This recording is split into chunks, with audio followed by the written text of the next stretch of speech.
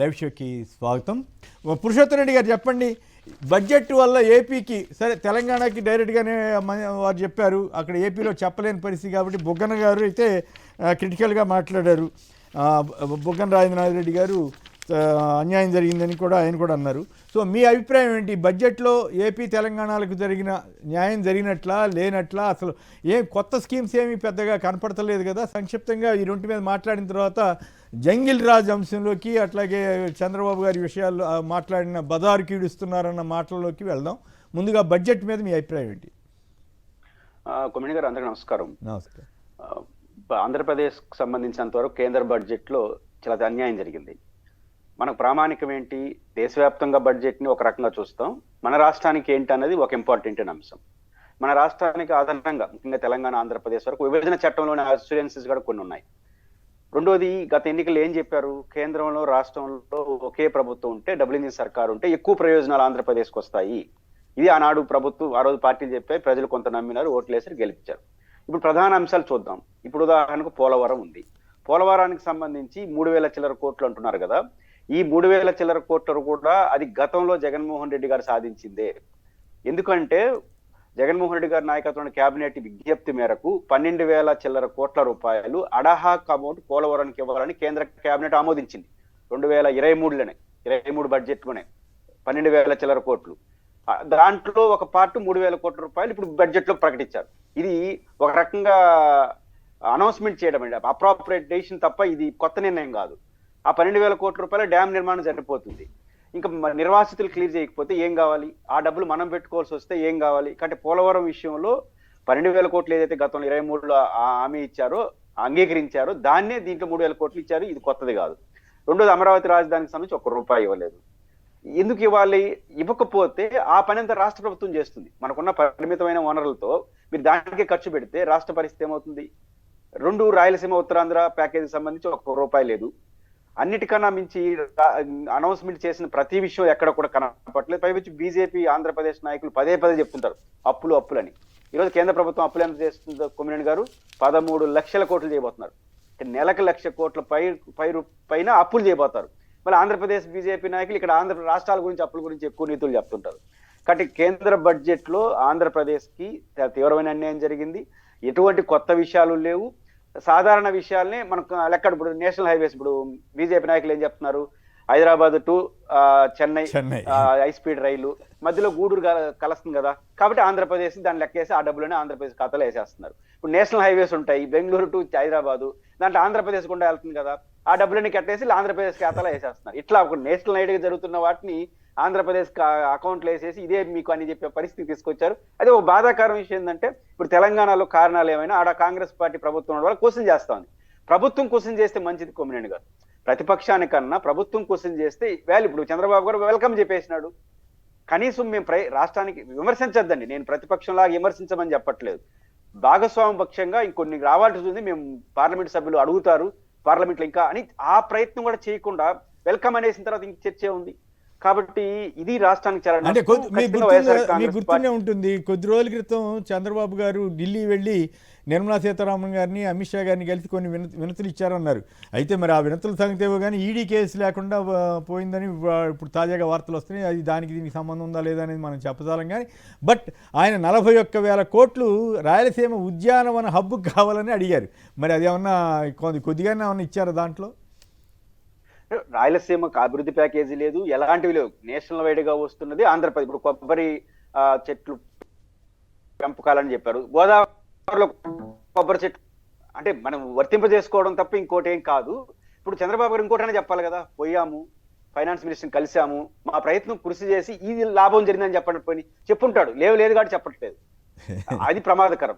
కాబట్టి ఖచ్చితంగా ఇప్పుడు వైఎస్ఆర్ కాంగ్రెస్ పార్టీ మీద బాధ్యత ఉంది. ఖచ్చితంగా పార్లమెంట్ లో ఇవన్నీ ప్రస్తావించాలి. ఏదైతే బుగ్గన రాజేంద్ర గారు ప్రస్తావించారో అవన్నీ ప్రస్తావిస్తే కొంచెం ఉపయోగం ఉంటుంది. ఖచ్చితంగా రాష్ట్రానికి అన్యాయం జరిగింది. నేషనల్ వైడ్ కూడా ఇది అప్పుల బడ్జెట్ గా మారింది. ఒక బడ్జెట్ పెట్టాలి కాబట్టి పెట్టారు కొమ్మినేని గారు. ఒక ముక్కలో చెప్పాలంటే బడ్జెట్ ఆమోదం పార్లమెంట్ కి అవసరం కాబట్టి పెట్టినట్టుగా ఉంది తప్ప ఉద్యోగస్తులకు ట్యాక్సులకు సంబంధించి కానీ ఎక్కడ కూడా ఎటువంటి పరిస్థితులు అయితే కనపడట్లేదు. ఇది ఒక నిరాశాజనకమైన బడ్జెట్ గానే కనిపిస్తుంది. ప్రజాశక్తి వాళ్ళు అనుకుంటా సామాన్యులకు 0, హైటెక్ సంపాదకులకి, బడాబాబులకి అనుకూలమైన బడ్జెట్ అని వాళ్ళు హెడ్డింగ్ పెట్టారు. రైట్, శ్రీనివాసరెడ్డి గారు మీరు కూడా సంక్షిప్తంగా ఈ కేంద్ర బడ్జెట్ ఆంధ్రప్రదేశ్కి జరిగిన మేలు ఏమైనా జరిగిందా లేదా దాని మీద ఏమైనా మాట్లాడతారా? ఎటువంటి బడ్జెట్ వలన ఆంధ్రప్రదేశ్ రాష్ట్రానికి మేలు జరిగే కార్యక్రమం జరగలేదు కొమ్మినేని గారు పూర్తిగా. ఎందుకంటే ఈ తెలుగుదేశం పార్టీ కేంద్ర ప్రభుత్వంలో భాగస్వాములు, అట్లానే అక్కడ బీజేపీ వాళ్ళు ఇక్కడ ప్రభుత్వంలో భాగస్వాములు, ఇద్దరు కూడా కూటమి ప్రభుత్వంలో అందరూ కలిసి ఉన్నా సరే ఆంధ్రప్రదేశ్ రాష్ట్రానికి ఈ బడ్జెట్ లో ఎటువంటి మేలు జరగలేదనేది వాస్తవం ఈరోజు తెలుస్తుంది. మనకు ముఖ్యంగా మనకు పోలవరం, రాజధాని ఈ రెండు ఇంపార్టెంట్ ఇష్యూలని తెలుగుదేశం పార్టీ తెర మీదకి తీసుకొచ్చింది. పోలవరంకి 3,000 కోట్లు ఇచ్చి ఏం చేస్తారు? ఇప్పుడు పోలవరం 2027 మార్చి కల్లా పూర్తి చేస్తామని చెప్పి చంద్రబాబు నాయుడు ప్రకటనలు చేశారు. ఈ 2027 మార్చి లోపల పూర్తి చేయాలంటే ముందు R&R ప్యాకేజ్ ఇవ్వాలి. R&R ప్యాకేజ్ దాదాపు 10,000 కోట్ల రూపాయలు R&R ప్యాకేజ్ పెండింగ్ ఉంది. దీన్ని ఏ విధంగా సర్దుబాటు చేసే కార్యక్రమం చేస్తారు? ఇక పోలవరానికి న్యాయం జరిగే కార్యక్రమం జరగలేదు.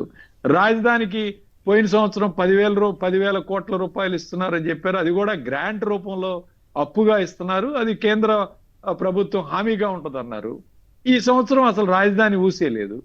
ఇక ఏ విధంగా మనకి మేలు జరిగే కార్యక్రమం జరుగుతూ ఉంది?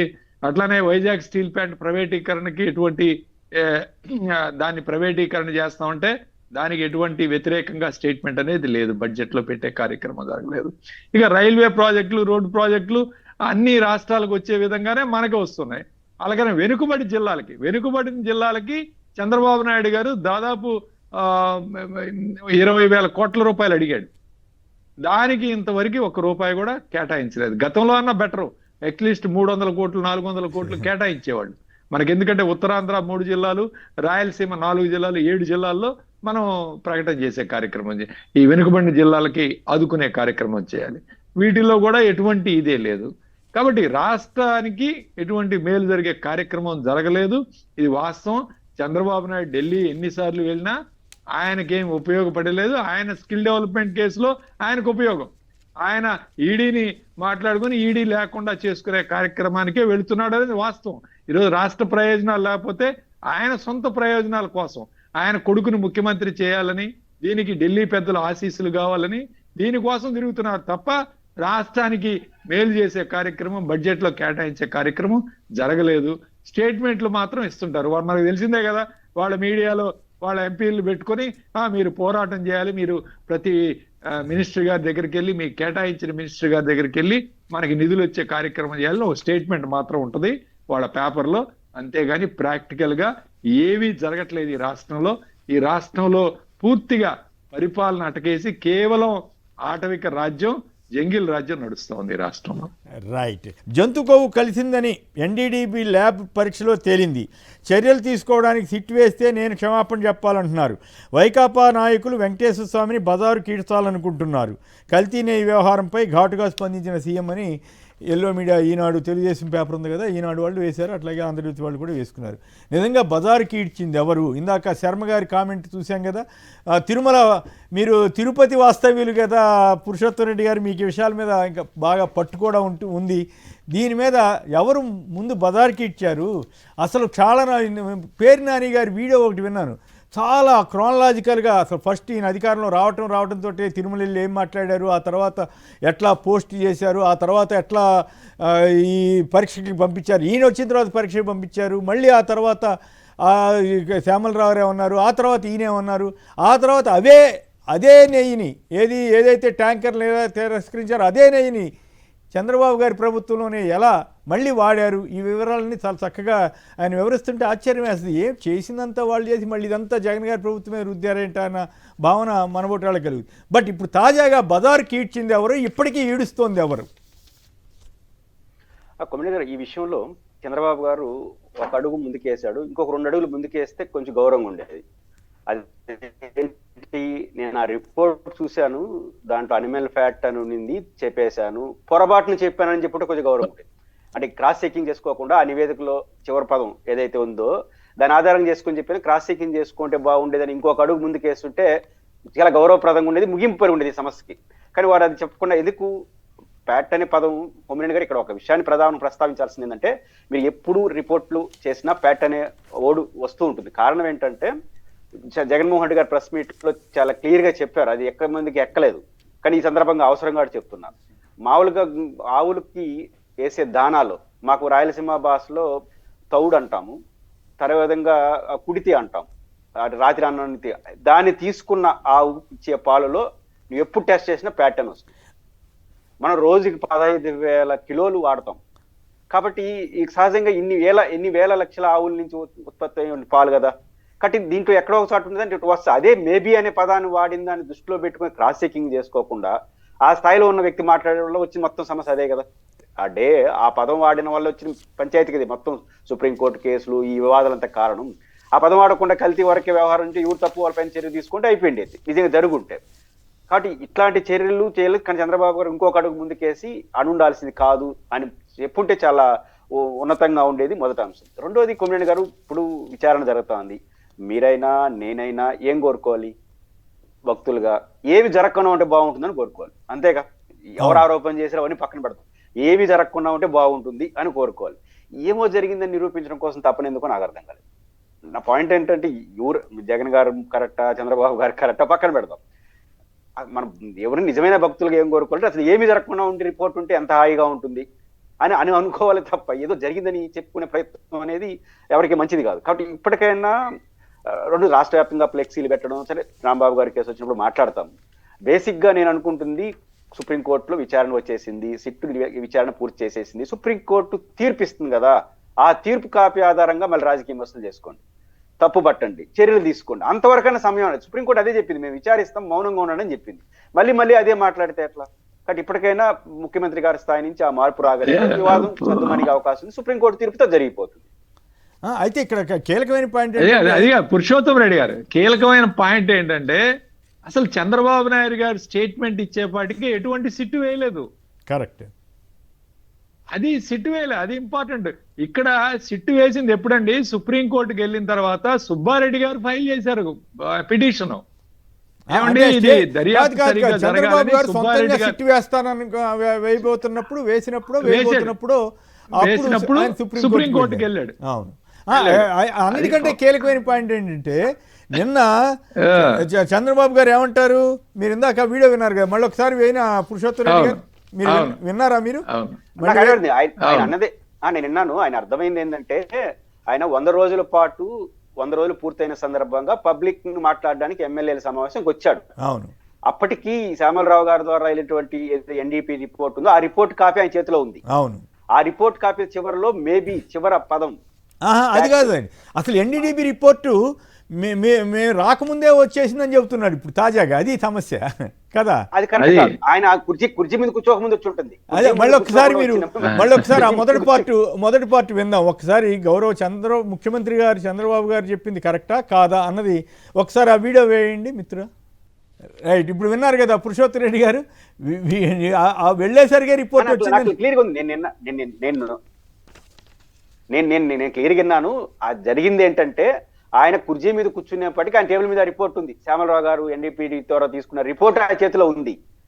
అట్లా చెప్తే సంతోషం. ఎందుకంటే నేను కుర్చీ మీద పొరపాటు చదివే చివరంటే అదే కనీసం తప్పించుకోవడానికన్నా మంచిగా మాట్లాడితే బెటర్ కదా. నా రిపోర్ట్ ఉంది, క్రాస్ చెకింగ్ చేసుకోకుండా ఇట్లా మాట్లాడేశాను, అట్లా మాట్లాడాల్సింది కాదు అని ఉంటే బాగుంటుంది అనుకున్నా. అది నాకు అర్థమైంది. ఎందుకంటే చూస్తున్నా ఆయన కుర్చీ మీద కూర్చోవడానికి ఆయన రిపోర్ట్ అట్లా పెట్టారు. ఏది ఎన్డీపీ రిపోర్ట్ ఏదైతే శ్యామలరావు గారు ఆదేశాల మేరకు వచ్చిందో ఆ రిపోర్ట్ ఆయన చేతున్నా. అది అంది అంటే ఆయన అధికారంలోకి వచ్చిన తర్వాతే కదా శ్యామలరావు గారు పంపించిన శాంపుల్స్ ఆధారంగానే కదా అప్పుడు వచ్చింది రిపోర్టు.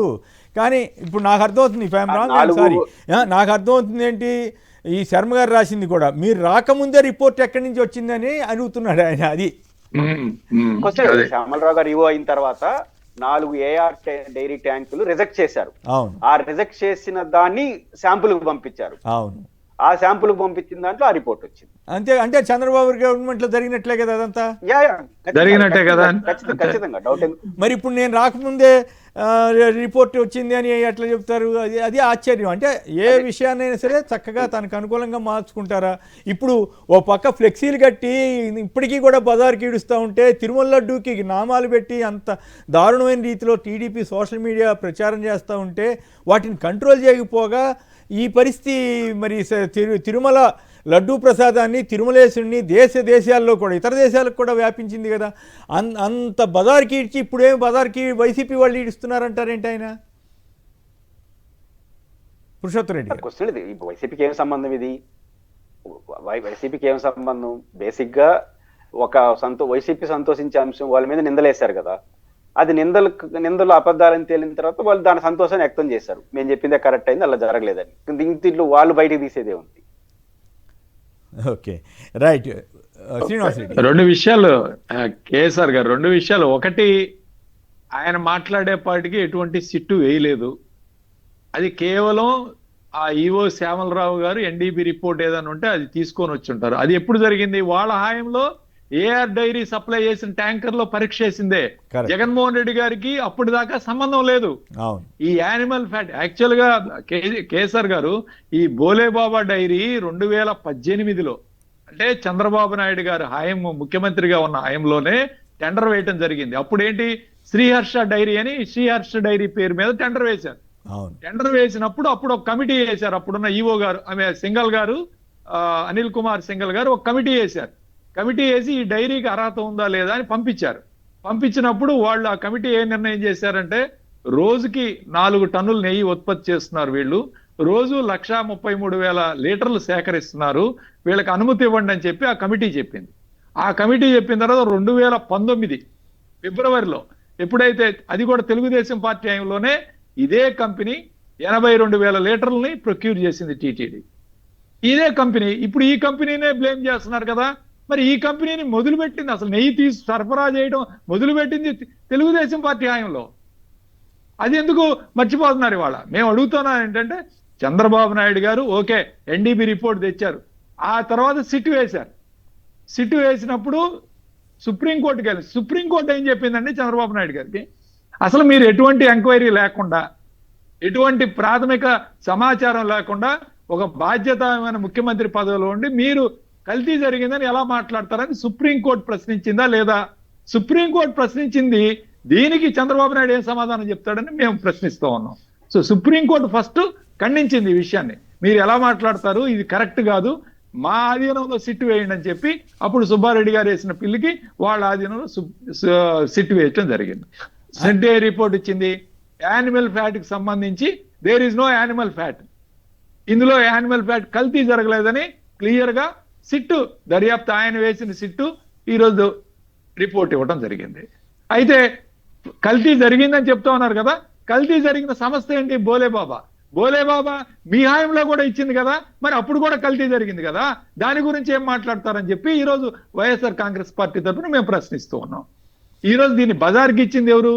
ఫ్లెక్సీలేసి జగన్మోహన్ రెడ్డి గారి ఫోటో, వైవి సుబ్బారెడ్డి గారి ఫోటో, కరుణాకర్ రెడ్డి గారి ఫోటో వేసి ఫ్లెక్సీలు వేసే కార్యక్రమం ఎందుకు చేస్తున్నారు? ఎవరు బజార్కి ఇస్తున్నారు?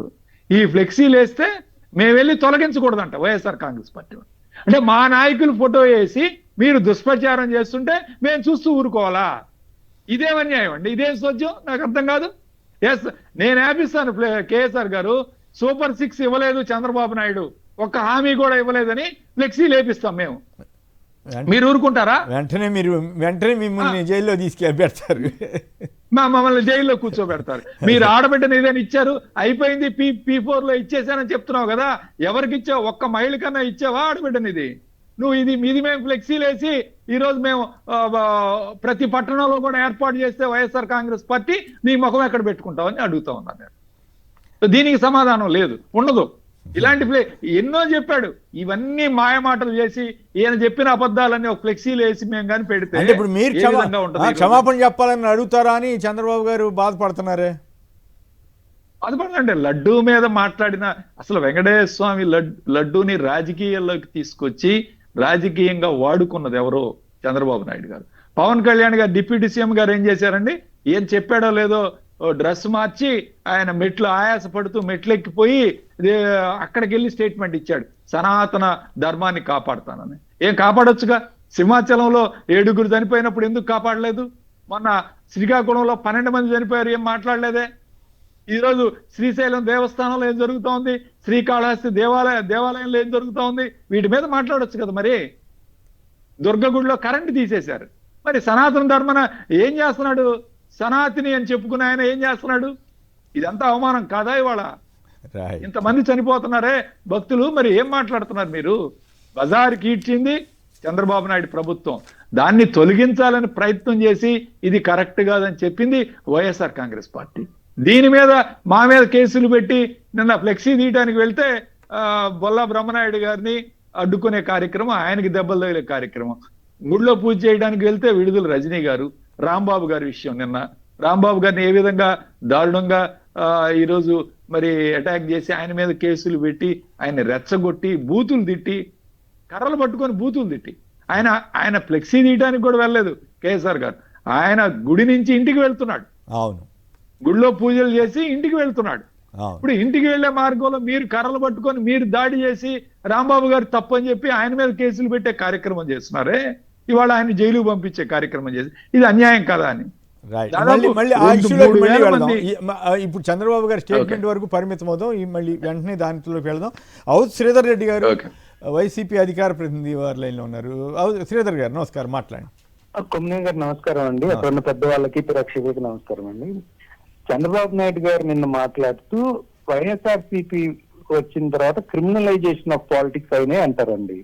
అసలు సరే అన్ని ఒప్పుకుందాం, కాసేపు లేదా పక్కన పెడదాం. అసలు నిన్న సాయంత్రం కానివ్వండి, మొన్న కానివ్వండి, జరిగిన 8-9 గంటలు రాంబాబు గారి ఇంటి ముందు జరిగిన దానికి పోలీస్ కంట్రోల్ చేయలేకపోగా ఆయన వచ్చి వైఎస్ఆర్సీపీ చేసిందంటారు ఏంటండి? ఒకటి, అసలు కనీసం పోలీసులు ఇప్పుడు గతంలో ఎవరింటికైనా వెళ్ళి ధర్నా చేస్తున్నాం అని చెప్పో, లేకపోతే ఎవరింటికైనా వెళ్ళి 10 మంది వెళ్ళి నిరసన జరపడానికి వెళ్తున్నాం అంటే అక్కడ దాకా ఎందుకు? ఏదైనా పబ్లిక్ ఆఫీస్ ముందు ధర్నా చేస్తున్నాం అంటే ఎక్కడెక్కడ బార్కేడ్లు పెట్టేసేసి అరెస్ట్ చేసి ఊరంతా తిప్పి తీసుకెళ్లిన సందర్భాలు ఈ 20 నెలల్లో చాలా చూసాం. అలాంటిది 8-9 గంటల పాటు ఆ ఇష్యూలోకి ఇంకా మనం వెళ్ళలేదు. బట్ మీరు చెప్పారు కాదు ప్రశ్న ఏమంటే సంక్షిప్తంగా చెప్పండి. బజారుకి ఈడుస్తుంది మీరా, క్షమాపణ అడగడం తప్పని ఆయన అంటున్నారు, దాని మీద సంక్షిప్తంగా మాట్లాడండి. వస్తున్నానండి. ఇప్పుడు ఆ విధంగా మాట్లాడుతూ ఇప్పుడు తిరుపతి లడ్డు గురించి ఆయన క్లియర్ గా ఏం చెప్తా ఉన్నారు? మా హయాంలో నియమించామని చెప్పి స్థితి చెప్పింది. కానీ దాన్ని మన వైఎస్ఆర్సీపీ మీద బురద వెళుతూ మళ్ళీ వాళ్ళు అనిల్ సింఘాల్ గారిని మారుస్తారు. అనిల్ సింఘాల్ గారు నికాల్స్ అయిన ఆఫీసర్ అయినప్పుడు మరి ఇప్పుడు కూడా నికాల్స్ అయిన ఆఫీసర్ అయినప్పుడు మీరు ఎందుకు తొలగించారు అంటే ఖచ్చితంగా మీ హయాంలో తప్పు జరిగిందని మీరు ఇండైరెక్ట్ గా ఒప్పుకుంటా ఉన్నారు. నంబర్ 1. నంబర్ 2, ఇవాళ కూడా ఏదైతే రిపోర్ట్స్ ఉన్నాయో ఆ రిపోర్ట్స్ మీదే మీరు మాట్లాడుతా ఉన్నారు. 2024 జూన్ 4వ తారీఖు ముందు వచ్చిన లడ్లకి ఏ రోజైనా మీరు రిపోర్ట్ తయారు చేయించారా? పోనీ టీటీడీ రిపోర్టులు తయారు చేయించిన దాని మీద ఏమన్నా కలిసిందని మాట్లాడుతున్నారా? నాకు ఇంకో డౌట్, ఈ పాయింట్ పురుషోత్తమ రెడ్డి గారు కూడా చెప్పాలి. జగన్ గారి ప్రభుత్వం 5 ఏళ్ళు ఆయన కూడా తిరుమలకు వెళ్ళారు కదా, ఎప్పుడైనా లడ్డూ మీద కానీ ఇతరత్రా కానీ ఎక్కడన్నా అనుమానం వ్యక్తం చేసినట్టుగా? ఎగ్జాక్ట్లీ అండి, అదేనండి. ఇప్పుడు ఆయన హయాంలో తీసుకొచ్చిన బోలే బాబా అప్పుడేమో స్వచ్ఛమైన నెయ్యి, దాన్ని ఏమంటారు, గిర్రావులు లేకపోతే నాటావుల నుంచి తీసుకొచ్చిన స్వచ్ఛమైన ఆ నెయ్యి 315 రూపాయలకి 316 రూపాయలకు దొరుకుతుంది. కానీ వెంటనే అదే ఆఫీసరు, అదే టెండరు, అదే ఇది 341 రూపాయో 331 రూపాయో ఇచ్చి పెడితే మాత్రం వెంటనే ఆవు నెయ్యిలు ఇవన్నీ కలిసిపోతాయి. తర్వాత మళ్ళీ చంద్రబాబు నాయుడు గారు వచ్చిన తర్వాత అసలు ప్రపంచంలో ఎక్కడా లేని విధంగా అత్యుత్తమైన స్వచ్ఛమైన నెయ్యి దొరుకుతుంది. ఇలాంటిది బురద జల్లి ఎంతకాలం తప్పించుకుంటారు అనేది ప్రజలు చూస్తూనే ఉన్నారండి. Okay, right. పురుషోత్తమ రెడ్డి గారు చెప్పండి, నాకు ఈ డౌట్ వచ్చింది. 5 ఏళ్ళు ఎప్పుడు కూడా ఈ లడ్డు మీద అనుమానం వ్యక్తం చేయలేదు కదా వారు, అంటే అప్పుడు బాగానే ఆయన కూడా స్వీకరించి ఉంటారు కదా, మరి అప్పుడు రాని అనుమానం ఇప్పుడు ఎందుకు తర్వాత ఈయనకి ఎందుకు వచ్చింది? గవర్నమెంట్లోకి వచ్చిన తర్వాత ఎందుకు వచ్చింది? సరే, తర్వాత ఆయన హయాంలోనే టెస్టులు కూడా పంపించారు, ఆయన హయాంలోనే రాలేదని ఒకసారి వచ్చిందని ఒకసారి శ్యామలరావు గారు చెప్పారు. సో ఈ పరిణామాల నేపథ్యంలో ఆయన ఎమ్మెల్యేల మీటింగ్లో చెప్పడం కానీ ఇప్పుడు ఫ్లెక్సీలు కంటిన్యూ చేయటం కానీ బదారికి ఈడుస్తున్నది ఆయన అవుతారా, వైసీపీ అవుతుందా? వీళ్ళేమో అయ్యో అట్లా నువ్వున్నా మేమున్నా అట్లా జరగదు స్వామి అని వీళ్ళు బాధపడటం ఏంటి? ఆయనేమో గవర్నమెంట్లో ఉండి పరిరక్షించాల్సిన ఆయనేమో అట్లా మాట్లాడి మళ్ళీ ఇప్పుడు ఎదురు అంటవేంటి? మీరేం సలహా ఇస్తారు చంద్రబాబు నాయుడు గారికి మీ జిల్లావాసిగా? ఆయన తిరుమలకు సంబంధించి ఆ ఫ్లెక్సీలను తొలగించి పోయిన పరువు పూర్తిగా తీయకుండా ఉండమని ఏమన్నా మీరు సలహా ఇస్తారా? కొమ్మినేని గారు, బేసిక్ గా ఈ ప్రశ్న సుప్రీంకోర్టే వేసింది, మనం వేయడం కదా. ఎవరైనా ప్రశ్న ఫస్ట్ సుప్రీంకోర్టు వేసింది. సిట్ వేసేటప్పుడు ఓహో, మీరు ఏదైతే అలిగేషన్ మీరు ఏ విధంగా మాట్లాడారు, ఆ నెయ్యిని టెస్ట్ చేశారా, లేదా ఆ నెయ్యి లడ్డులో వాడైతే ఆ లడ్డుని టెస్ట్ చేశారా? అవేమి లేకుండా మాట్లాడొద్దండి, మేము సిట్ వేసి తేల్స్తామని చెప్పారు. వాళ్ళు చాలా హేతుబద్ధమైన ప్రశ్న ఆ రోజు చేశారు. ఆ రోజు నుంచి మానేశారు, మళ్ళీ మొదలుకు వస్తున్నారు. కాబట్టి సుప్రీంకోర్టు ఈ విషయంలో చాలా క్లియర్ గా ఉంది. కాబట్టి అందువల్ల మేము సుప్రీంకోర్టు మీద అది వచ్చేంత వరకు మౌనంగా ఉండండి అని ఎందుకు మాట్లాడుతున్నారు? రెండో, జగన్మోహన్ రెడ్డి గారి ప్రెస్ మీట్ మీరు సావధానంగా చూడండి, 2 సార్లు పెట్టారు. ఆయన చాలా పెద్ద reputation organisation in the world, ఇంత గొప్ప రెప్యుటేషన్ ఆర్గనైజేషన్ ఇన్స్టిట్యూషన్ స్ట్రెంత్ ఎక్కడా లేదు ప్రపంచంలో. కాబట్టి నా ప్రభుత్వం ఆయన చెప్పలేదు, ఎంటైర్ తిరుమల తిరుపతి దేవస్థానం అత్యంత ప్రతిష్టాత్మక సంస్థ, అక్కడ ఎట్లాంటి తప్పులు జరగడానికి అవకాశం లేదు, ఇది జగన్మోహన్ రెడ్డి గారు మాట్లాడింది. కాబట్టి ఇంకా వైఎస్ఆర్ కాంగ్రెస్ పార్టీ వివాదంలో ఎట్లా ఆగుతాం?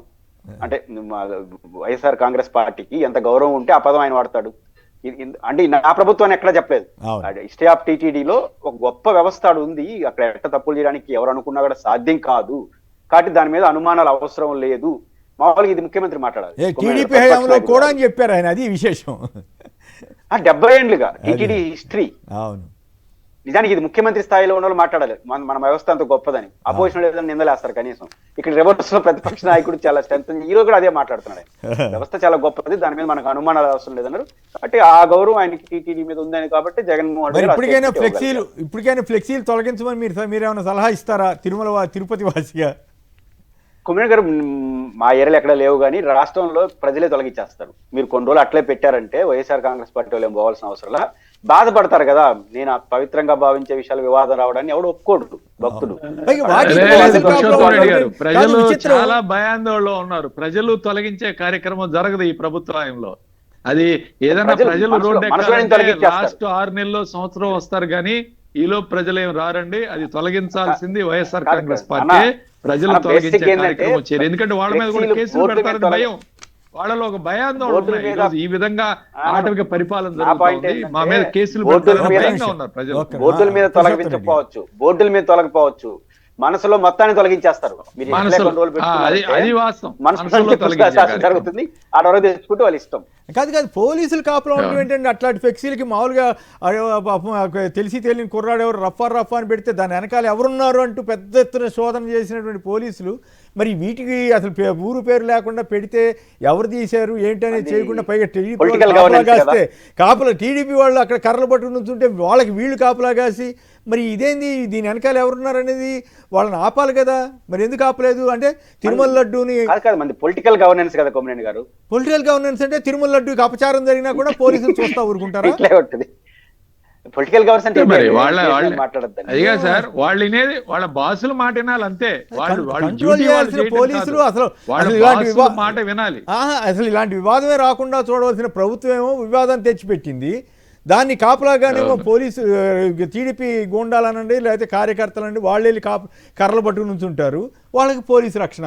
ఇది ప్రభుత్వం అంటున్నారు మన ఈ గవర్నర్ చంద్రబాబు గారు. పైగా బదారికి ఇచ్చారని ఎదురు ఆరోపణ చేస్తున్నారు. మరి ఎప్పటికి ఇది పరిష్కారం అవుతుందో ఏంటో కానీ. పురుషోత్తమ రెడ్డి గారు చెప్పండి, అంబటి రాంబాబు గారి ఇంటి మీద విధ్వంసం కానీ, నిన్న మళ్ళీ జోగి రమేష్ గారి ఇంటి మీద దాడి కానీ, పోలీసులు వాళ్ళకే కాపలా ఉన్నారని వైసీపీ నేతలు బాధపడటం కానీ, ఆ తర్వాత వాళ్ళు పరామర్శకి వెళ్తే అరెస్ట్ చేయడం కానీ, ఇవన్నీ కూడా లడ్డూలో వాళ్ళు చేసిన తప్పు పాపం అనండి ఇంకోటి అనండి అవన్నీ కప్పిపుచ్చుకోవడానికి ఇవన్నిటిని హైలైట్ చేస్తున్నారా? లేకపోతే ఎందుకు ఇట్లా వ్యవహరిస్తోంది ప్రభుత్వంలో? అసలు చిత్తశుద్ధే లేకుండా పోయిందా? శాంతి భద్రతల పరిరక్షణ లేకపోతే దేశవ్యాప్తంగా కూడా ఆంధ్రప్రదేశ్ పరువు పోతోంది కదా. కొమ్మి గారు, బేసిక్గా 2 విషయాల్లో, ప్రధానంగా అంబటి రాంబాబు గారి విషయంలో పోలీసులు సత్వరం చిన్న నిర్ణయం తీసుకొని ఉంటే ఇంత రాద్దాంతం జరుగుండేది కాదు. చిన్న డెసిషన్. రాంబాబు గారు 24 గంటల ముందు ఒక డిమాండ్ చేశారు. ఆ డిమాండ్ ఏంటి? ఆ దారుణమైన ఫ్లెక్సీని తొలగించండి, తొలగించకపోతే మేమే వచ్చి తొలగిస్తాం 24 hours తర్వాత అని చెప్పారు. నిజానికి ఆ అవసరమే లేదు, పోలీసులు ఆ ఫ్లెక్సీని తీసేసి ఉన్నారు అనుకోండి, అసలు ఈ వివాదం వచ్చిండేది కాదు. సింపుల్, తీయాల్సిన ఫ్లెక్సీనే కదా, ఉంచాల్సిన ఫ్లెక్సీ అయితే కాదు కదా. కాబట్టి ఆ తీయాల్సిన ఫ్లెక్సీని తీసేసి ఉంటే ఈ సమస్య వచ్చి ఉండదు. ఇది మొదటి అంశం. రెండోది, రాంబాబు గారు వ్యాఖ్యల్ని మనం ఖండించడం కాదు, ఆయనే స్వయంగా పశ్చాత్తాపం ప్రకటించాడు. నా స్థాయి వ్యక్తి అలా మాట్లాడి చంద్రబాబు నాయుడు గారిని మధ్యలో ఇంకొక పాయింట్ మీరు కూడా మీరు గుర్తించాలి కదా, మీరు చెప్తారు. ఆ మధ్యలో ఆయన అక్కడికి వెళ్ళిన, ఆయన గుడికి వెళ్ళి వస్తుంటే దాడి చేసి రిటర్న్ అయ్యేటప్పుడు దాడి చేసి బండబూతులు తిట్టారు కదా సార్ ఆయన్ని.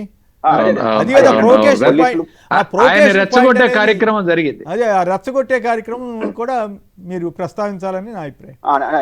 నేను ఫస్ట్ ఏం జరిగింది, ఆయన ఆ ఫ్లెక్సీని ముందు రోజు డిమాండ్ చేశారు. అది చాలా ప్రజాస్వామ్యత డిమాండ్. నిజానికి పోలీసులు ఆయనకు సంబంధం లేకుండా తీసేసి ఉండాలి, తీయలేదు.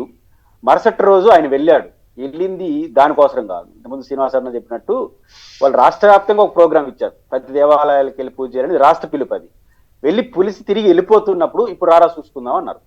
సమస్య అది అక్కడ వచ్చింది. అంటే రారా అంటే ఆయన చెప్పాడు కదా, 24 గంటల తర్వాత మీరు తీయపోతే నేనే వచ్చి తీస్తానని చెప్పిన దాన్ని దృష్టిలో పెట్టుకొని ఆయన ఇంటికి పోతా ఉంటే వచ్చి గొడవ చేశారు. అంటే వచ్చి చూడు ఎట్ట తీస్తావో చూద్దామని అడ్డుకున్నారు. అక్కడ మాట పెరిగింది, వాళ్ళు వాడకున్న పదాలన్నీ వాడారు, ఈయన కూడా రెచ్చిపోయి మాట్లాడారు. అంటే ఈయన రియాక్ట్ అయినాడు. ఆ విషయాన్ని ఆయన ప్రస్తావించాడు.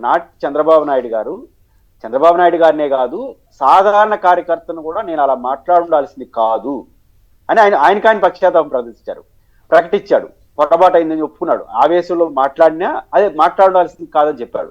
అక్కడికి ఆ సమస్య ముగించాలి, లేదా ఆయన పైన రాష్ట్ర వ్యాప్తంగా మీరు 16 కేసులు అని చెప్పారు కదా, ఆయన వివాదాస్పద వ్యాఖ్యలు 41 నోటీస్ ఇవ్వండి, చట్టపరంగా యాక్షన్ తీసుకోండి, ఎవరికి అభ్యంతరం లేదు. ఆయనకి మొట్టమొదటిగా ఆయన విత్డ్రా చేసుకున్నాడు. రెండోది, పోలీసులు పర్ఫెక్ట్ వ్యవహరించాలి. ఫస్ట్ ఆఫ్ ఆల్ ఆ ఫ్లెక్సీని తీసేయాలి, లేదా ఆయన ఫ్లెక్సీ ఇక్కడ పోయి ఉంటే వివాదం అవుతుందని అరెస్ట్ చేస్తున్నా ఒక అర్థం ఉంది. ఆయన పాటికి ఇంటికి పోతాం అంటే చెప్పే ఒక 24 గంటలు అయిపోయింది కదా, రాసి చూసుకుందాం అన్నట్టుగా వీళ్ళు మాట్లాడారు. అప్పుడు వాళ్ళపైన కేసులు పెట్టాలిగా, వాళ్ళపైన ఎవరైతే రాంబాబు వాళ్ళపైన కేసులు పెట్టాలిగా. ఇంటికి పోయి డిమాండ్ ఏంటి, దానికి ఎమ్మెల్యే గారు ప్రాతినిధ్యం వహించడం ఏంటి? పోలీసులు యాక్షన్ తీసుకోండి. నేను అంటుంది, ఆయన క్షమాపణలు చెప్పాడు, welcome. At the same time ఇంకా ఏదైనా ఇతర విషయాలు ఉంటే ఆయన పైన కేసులు పెట్టి 41 నోటీస్ ఇచ్చి చట్టం ఎంతవరకు అనుమతిస్తుందో శిక్షించండి. తనేం తప్పులేదు, అది ఆయన కూడా చెప్తున్నాడు. మీరు చట్టబద్ధంగా ఏ వ్యవహరించాలి నేను సహకరిస్తాను. అక్కడికి అయిపోయింది. పోలీసులు చేయాల్సిన పని ప్రజలు తీసుకుంటే ఇట్లాంటి పరిణామాలు వస్తాయి. అక్కడ జరుగుతుంది. ఇక్కడ పోలీసులు చేయాల్సిన పని ఏంటి, ఆ ఫ్లెక్సీ తీసేయాలి. ఆయన పోతూ ఉంటే, సంబంధం లేని విషయాలు పోతూ ఉంటే అడ్డుకోవాలి. అట్లాంటిది చేయకుండా మీరు డైరెక్ట్ గా ఉండి మాట్లాడితే ఇప్పుడు చివరకు ఆయన్ని పోలీస్ కస్టడీలో టార్చర్ పెట్టారని మాట్లాడుతున్నాడు. ఇది చాలా ప్రమాదకరం కదా వ్యవస్థలో. ఇది అడిగి దారి తీస్తుంది. ఖచ్చితంగా ఈ విషయంలో ప్రభుత్వం ఆత్మ పరిశీలన చేసుకోవాలి. ఖచ్చితంగా రాంబాబు గారి పైన చట్టపరమైన చర్యలు తీసుకోండి తప్ప బియాండ్ లిమిట్స్ దాటితే మాత్రం అది అల్టిమేట్ గా రాష్ట్రంలో ఏమవుతుంది, జగన్మోహన్ రెడ్డి గారు ఇంకొక పాయింట్ చెప్పండి, కరెక్ట్ పాయింట్ చెప్పారు. ఇంకొక పాయింట్ చెప్పండి, విధ్వంసానికి వెళ్ళినటువంటి వాళ్ళ మీద కానీ ఎమ్మెల్యే మీద కానీ కేసులు పెట్టాల్సిన అవసరం లేదా? అది ఎల్లో మీడియా రాసినట్టుగా అది కొత్తలాడిపోయి దాడి చేసినట్లా ఎట్లా? అది ఇంత దౌర్భాగ్యంగా మీడియా కూడా అటువంటి ఘటనలను సపోర్ట్ చేయొచ్చా? ఎవరు తప్పో వాళ్ళకి రాయండి, అభ్యంతరం లేదు. కానీ ధ్వంసం చేయడాన్ని, అలాగే ఇంకోటి పోలీస్ ఆఫీసర్ గారు ఎవరో ఇట్లా సీఎం గారిని అన్నారు కాబట్టి వచ్చారులే అన్నట్టుగా మాట్లాడటం కానీ మీకేమనిపించింది? రాష్ట్రంలో ఈ పోలీస్ వ్యవస్థ డిఎస్పీ గారు చెప్పింది ఒక యాంగిల్ స్వాగతిద్దాం. ఏంటది, ఒక ముఖ్యమంత్రి స్థాయిలో ఉన్న వ్యక్తిని అట్లా పరుష పదజాలం పడితే వాళ్ళ కోపం రాదా? వస్తుంది. బట్ ఒక మాజీ ముఖ్యమంత్రి వ్యక్తి అట్లా ఫ్లెక్సీలు పెడితే వాళ్ళకి రాదా కోపం? ఆయన ప్రజానాయకుడే కదా, ఆయన వేరే కాదు కదా. ఇట్లాంటి మాటలు మనకెందుకు అంటున్నాను. కాబట్టి రెండోది మీరు అన్నట్టు ఆయన ఆ ఫ్లెక్సీ దగ్గరికి వెళ్ళుంటే, గొడవలు వచ్చుంటే యాక్సెప్టబుల్. ఏది వచ్చారు కాబట్టి మీరు చూడండి, అన్ని పత్రికలు ఏమొస్తున్నాయి, నిన్న ఘటన రాయట్లేదు. మీరు కావాలంటే కాన్షియస్ గా చూడండి, గతంలో నుంచి మాట్లాడుతున్నాడు. అంటే ఇప్పుడు కేసులన్నీ ఏంటంటే మొదటి నుంచి ఆయన పరుష పదజాలను వాడుతున్నాడు అనే మాట మాట్లాడుతున్నారు తప్ప నిన్న విషయం ప్రస్తావించట్లేదు. అంటే నిన్న విషయం లేదనే కదా అర్థం. ఇండైరెక్ట్ గా ఏం చెప్పదచ్చు, నిన్న విషయంలో సబ్జెక్ట్ లేదనే కదా. అంటే ఇది మంచిది కాదు. వైసీపీ కూడా ఒకటి నేర్చుకోవాలి. కొమ్మినేని గారు, ప్రభుత్వం ఈ యాటిట్యూడ్ లో ఉంది కాబట్టి, అంటే వాళ్ళు అనడం కరెక్టా అని సమర్థించడం కాదు, ఇంకొన్ని జాగ్రత్తలు తీసుకోవాలి.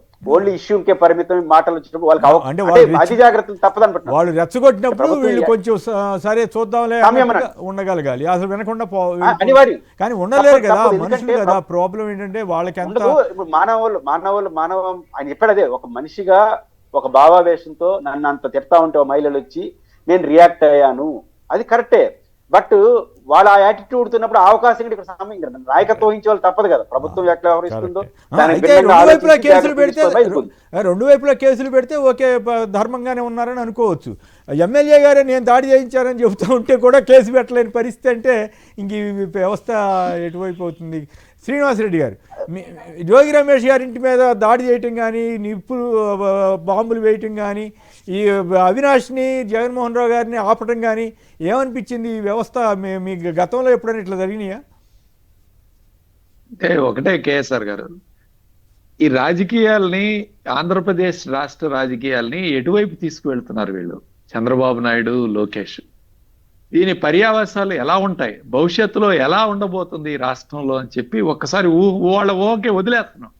ఈరోజు 2000 మంది వాళ్ళ రౌడీలు, మూకలు, వాళ్ళ కార్యకర్తలు వెళ్ళి ఒక ఇంటి మీద దాడి చేస్తూ ఉంటే, ఇంట్లో ముగ్గురు మహిళలు ఉన్నారండి. రాంబాబు గారి ఇంట్లో రాంబాబు గారి భార్య, రాంబాబు గారి కూతుర్లు ఇద్దరు ఒక చిన్న గదిలోకి వెళ్ళి తలుపులు వేసుకొని బిక్కుబిక్కుమంటూ 7 గంటల పాటు జరిగిన దాడి.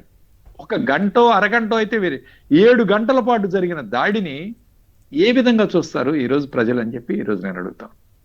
ఎంత దారుణమైన అంశం అండి. ఇంట్లో మహిళలు ఉన్నారు. జోగి రమేష్ గారి విషయం కూడా తీసుకుందాం.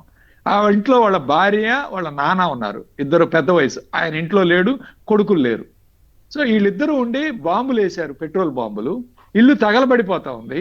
వాళ్ళ ఇంట్లో ఉంటే వాళ్ళ పరిస్థితి ఏంటండి? ఏంటి దాడులు ఏంటి?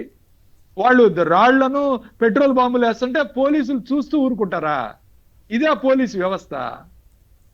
వాళ్ళని పరామర్శించడానికి జోగి రమేష్ ఇంటికి వెళ్తుంటే అవి దేవినేని అవినాష్ని, మొండితో జగన్మోహన్ రావు గారిని, అట్లానే అరుణ్ కుమార్ గారిని, వీళ్ళందరినీ కూడా పోలీస్ స్టేషన్ లో కూర్చోబెట్టారు రాత్రి 11 దాకా.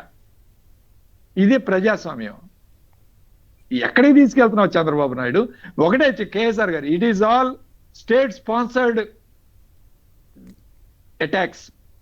ఇదంతా పూర్తిగా లోకేష్, చంద్రబాబు నాయుడు కనుసన్నల్లో జరుగుతున్న దాడులు. ఇదే మాట చంద్రబాబు గారు గతంలో ఆవేశంగా మాట్లాడిన వీడియోలు కూడా ఉన్నాయండి. కాదు, టైం లేక వేయట్లేదు కానీ ఆ పొజిషన్ లో ఉన్నప్పుడు చిన్న ఘటన. నీ జగన్మోహన్ రెడ్డి గారు నీ అమ్మ మొగుడు సొత్తా, నీ అమ్మమ్మ సొత్తా అని చంద్రబాబు నాయుడు మాట్లాడాడు పబ్లిక్ మీటింగ్ లో. ఒక పిచ్చి కుక్కలాగా తిరుగుతూ ఉంటాడు ఇటు. మీరంతా కల్తీ నాయకులని కూడా వ్యాఖ్యానించారు కదా, అయినా కూడా తప్పు కాదు. అట్లానే అయ్యన్న పాత్రుడి గారు ఇక్కడ మా నర్సరావుపేట దగ్గర కండ్లకుంటలో విగ్రహ ఆవిష్కరణకు వచ్చి ఏం మాట్లాడండి, ఈ చెత్త సీఎం వీడు, సైకోగాడు, బుద్ధి జ్ఞానం లేదు. అయ్యన్న పాత్రుడు డైరెక్ట్ గా మాట్లాడాడు సార్. పోలీస్ ఆఫీసర్ ఎన్ని మాటలు మాట్లాడారు, బండబూతులు మాట్లాడారు. మరి వీళ్ళందరి మీద మేము ఇళ్ల మీద దాడి చేసి వీళ్ళని పెట్రోల్ పంపులు వేసి ఆడవాళ్ళని కూడా చూడకుండా వాళ్ళ ఇళ్ల మీద ఇళ్లు పగల కొడితే ఏ విధంగా ఉంటుంది ప్రజాస్వామ్యం? ప్రజాస్వామ్యంలో ఇలాంటి చర్యలకి అసలు తావుందా? నిన్న రాంబాబు గారి ఇంటి మీద 2000 నుంచి 3000 మంది సార్ 7 గంటల పాటు చేస్తుంటే ఐజీ ఫోన్ ఎత్తడు, డీజీపీ ఫోన్ ఎత్తడు, డిఎస్పీ ఫోన్ ఎత్తడు. అక్కడ బొత్స సత్యనారాయణ గారు డైరెక్ట్ గా డీజీపీ గారితో, ఐజీ గారితో మాట్లాడుతూ ఉంటే ఫోన్లు ఎత్తరు.